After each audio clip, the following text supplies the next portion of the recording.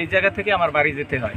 তা আমি বাড়ি যাই, সন্ধ্যার পর তারাবি নামাজ পড়তে পারি, তখন দেখি সবুজ মেলকার এই জায়গার চাষি আছে গেল কই এই চাষির কাছে পূর্বী 2 লক্ষ টাকা চাঁদা দাবি করছে এবং এর গাড়ি আছে, এই গাড়ি ট্রলি গাড়ি, কিন্তু সবুজ মেলকার নিজেরই খ্যাতেই চাষি। এখন সবুজ মেলকার সে বলতে আছে যে না, তুমি আমাদের গাড়ি ছাড়া তরমুজ টানতে পারবে না, নাম্বার 1, এবং তোমার আমার 2 লাখ টাকা দিতে হইবে। এই গেছে 2। আর তরমুজ প্রতি এই এলাকায় যত মানুষ তাদের তরমুজ প্রতি 8 টাকা থেকে 10 টাকা পর্যন্ত তাকে দিতে হইবে।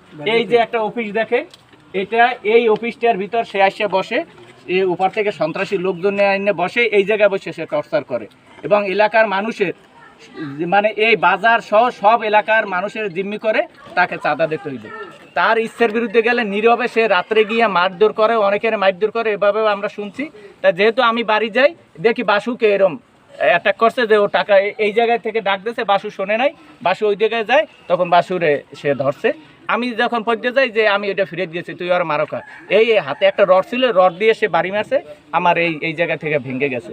ভেঙে যাওয়ার পর এই জনগণ সব মহিলারা সবাই মিলে তাকে গণদোলাই দিয়েছে এবং এই সবুজ মেলকারের নামে এই তার পিসিবির সেই জায়গায় প্রায় 14টা মামলা, এর ভিতর যে চাঁদা, এই চাঁদাবাদীরও তার একটা 385, 387 তার আসামি আছে। তার নামে নারী শিশু মামলা আছে, মাদক মামলা আছে, এবং তার বাবা নাম হচ্ছে বেল্লাল, তার নামও মাদক মামলা আছে, পিতার নামে পুত্রের নামে মাদক মামলা। এবং তিনি জানেন যে আমতলীতে একটা আতঙ্ক, তিনি দিনে দুপুরে মানুষ কোপায়, দিনে দুপুরে মানুষ মারে, সে গ্যাং কিশোর গ্যাংয়ের লিডার। এবং এই যখন তাকে যে এলাকার জনগণের গণদোলাই দিয়েছে, দিয়ে পুলিশে উদ্ধার করে নিয়ে গেছে, তারপর এই টাওয়ারের পাশে একটা ঘর, তার কিছু লোকজন আছে, তারা গিয়ে সেই জায়গায় বডি দাও চাইছে যে আমাকে কোপাইবে। তখন তার এই মহিলারা সেই ইটা দেয় নাই, আইয়ুব মিয়া নাম, তা সে থাকে যাইয়া প্রবাসে, তখন তার বাড়িটাও ভাঙছে, আপনারা যাই দয়া করে দেখতেন।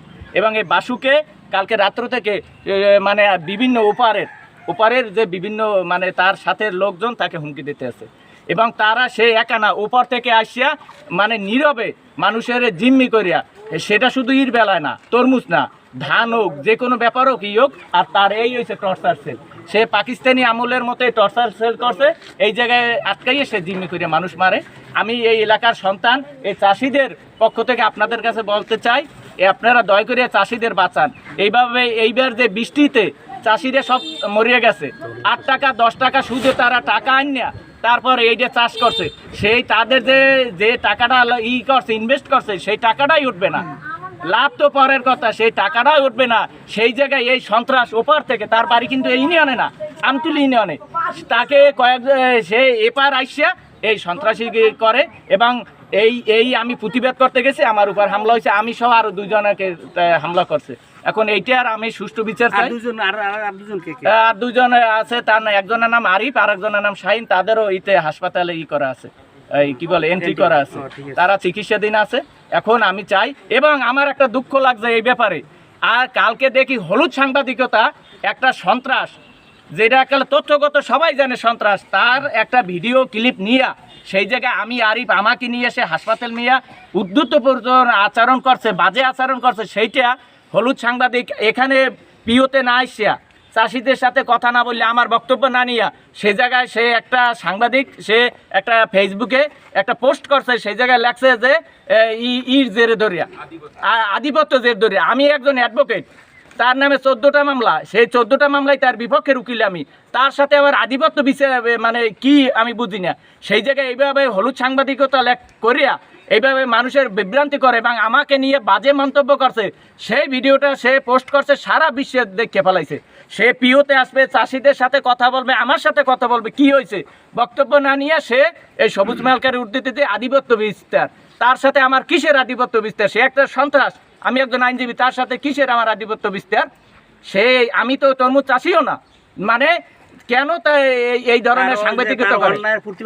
তার অন্যায়ের প্রতিবাদ করতে গিয়ে আমি মার খেয়েছি। জনগণ, এই এলাকার মহিলা পুরুষ সবাই এইটার প্রতিবাদ করছে, তাকে গণদোলাই দিয়েছে। এবং আমি আপনাদের মাধ্যমে এইটার একটা সুষ্ঠু, আপনারা দেখেন আইসে আমি চলে যাই, এই জায়গায় আপনারা করেন, ইনভেস্টিগেশন করেন যে এই জায়গা কি, প্রতিটা বাড়িতে যাইয়ে খবর লান যে ও কি একটা, মানে সে একটা মূর্তি, ভয়াবহ মূর্তি, আতঙ্ক। তিনি দিনে দুপুরে মানুষ কোপায়।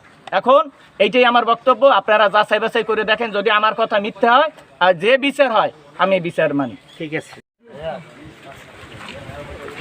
আমার নিজের টলি আছে এই বাসুর সাথে, আমরা একটা খোলা কিনছিলাম। খোলা আপনার নাম কি? নাম বলেন। মোল্লা। হ্যাঁ, জসিম মোল্লা। হ্যাঁ, আমাকে টলির দাম টানতে দেয় না, আমরা 9.5 লাখ টাকায় খোলা কিনছিলাম। লাস্ট মুহূর্তে হয়ে গেল আমার গাড়ির পাম্প টাম ছাড়িয়ে গাড়ি উড়েই দেশে। তারপরে এনে কোনো পাইকার আইয়া মাল কেনে না, কেরিং বেশি। কার কারণ কেনে না? সবুজের কারণে। কারণ কি চাই সে ওই যে কেরিংটা বাড়াইছে, কোনো পাইকারে হেরা খরচা দিয়া মাল আমাকে হেলে কম দামে ক্যারিংটা বাড়াইছে কিসের ভিত্তিতে? তরমুজের উপরে হামজাই দেয়া টানবে লেবার হ্যাগো। আপনার কাছে কোনো টাকা চাইছে? না, আমার কাছে টাকা চাইনি। ঠিকঠাক মতো বেচতে পারি না। তরমুজ বেচতে গেলে হ্যাঁ চাঁদা দেওয়া লাগবে, গাড়িতে 10 টাকা পার পিস দেওয়া লাগবে। এই যে আমার কোনো পাইকার পত্র, পাইকার আইলে হ্যাগুটে চান্দা চাইবে, হ্যাগু পিটিয়ে ফাটিয়ে একদার করবে। এই কোনো পাইকার ঢুকতেই দেয় না। সবুজ ভাই খান।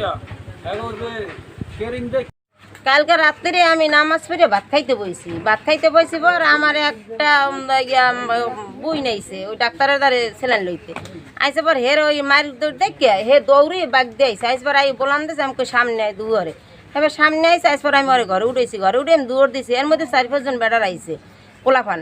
আইয়ান কইতেছে দাহান দে বডি দে। আমি কই দাহান বডি আমার ঘরে নাই, এখন কোনো বেটারা নাই, দাহান বডি নাই। আমি একলা মহিলা মানুষ, আমি একটু ছোট বডিতে কাজ করি না, আমি ঠিক করতারি নি। এবার আমার ঘরে আমার মাইয়া ছেলে আর এই নাতিরা লোকজন আমি ঠিক মতন কইতেও পারবো না, আমি ভালো করে দেই নেই। এবার ওই মাইয়া এসে দুয়ারদার আইবাকে আমার ঘরে দাহান নাই, কয় শুয়ারের বাচ্চা দাহান নাই তোকে ঘরে। এই কই লাতি দিয়েছে, 3-4 জনে লাতি দিয়ে দরজাটা দিয়ে ভাঙ গেলাই তার গুঁড়ো গাড়া সম্পূর্ণ চিক করতেছে। বোন আমি যাই অগো ধরছি, আমি অগো দেখি কোতকুনি এই অগো ধরছি যে তোরা সিরিয়াস নেই। এবার ওরা যাই দৌড়িয়ে পলাইছে, সবাই পলাইছে। পর এবার ওরা করছে কি ওরসাই গেছে, ওরসাই যাই একটা বডি পেয়েছে, বডি টলে নামছে, নামিয়ে ওই এর সব ভাঙছে। এবার ওই গোষ্ঠ সব কাটছে, রাস্তা দিয়ে কাটছে, কাটতে কুটে এবার লইয়ে গেছে। আমরা যাই, এবার ওই গেছি গিয়া। নিজের গাড়ি আছে, নিজের তরমুজ খেত আছে। আমার নিজের গাড়ি নিজে চালাইতে পারি না, নিজের খেত নিজে বেচতে পারি না, নিজের মাল নিজে টানতে পারি না। এই জন্য সবুজ মেলকার সে আমার নিজেই চাঁদা চাই আমার দ্বারা 2 লাখ টাকা। এই মনে করেন মাঠ দৌড় মুখ সুমুখ হমকু দুমকে আমার রক কাটবে, মুখ করবে, সুমুখ করবে। তারপর কালকে বাজারে এসে যাইতে লইছি, তারপর আমার ধরনে এরপর মনে করেন এখানে আরো সবুজ মেলকার ডাইকেন এখানে আমার একলা না আরো লোক ছিল? সে আরো হ্যাঁ না 2-3 জন লোক ছিল, সব তো আর চিনি না স্যার। তো এখন এখানে এবার আসপর আরিফ চাচা যাইতে লইছে, দেখার পর হে আমার সামনে এই ব্যাপারটা জানতে চাইতে চাইলে আরও মারধর শুরু করে দিয়েছে। এরপর তো এখানে পাবলিক গুণদলাই দিয়ে